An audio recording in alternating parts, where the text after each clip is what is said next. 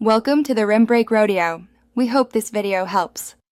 You open ServiceNow and sign in using Corporate SSO. Make sure your account has the correct role so you see needed modules. Once logged in, check the user menu to confirm scopes and licenses.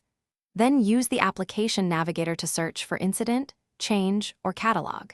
Pin your top modules to favorites so you reduce friction later. This gets you immediately into the right workspace and prevents permission surprises when you start creating records. You choose the module that matches your goal and click New to begin. This ensures the right table and workflow.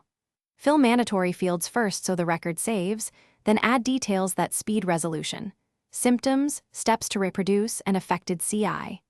Assign to the correct group and set priority based on impact. Avoid vague descriptions. Once done, use templates for recurring tasks, attach logs or screenshots, and add work notes so stakeholders. You finish tasks by documenting the fix, verifying with the requester, and moving the ticket to resolved then closed. This preserves the audit trail. Make sure SLAs and reports reflect the closure so metrics remain accurate. If forms behave oddly or fields are missing, first confirm your role and check ACLs or business rules that might hide elements. As a quick fix, clear your browser cache and reload.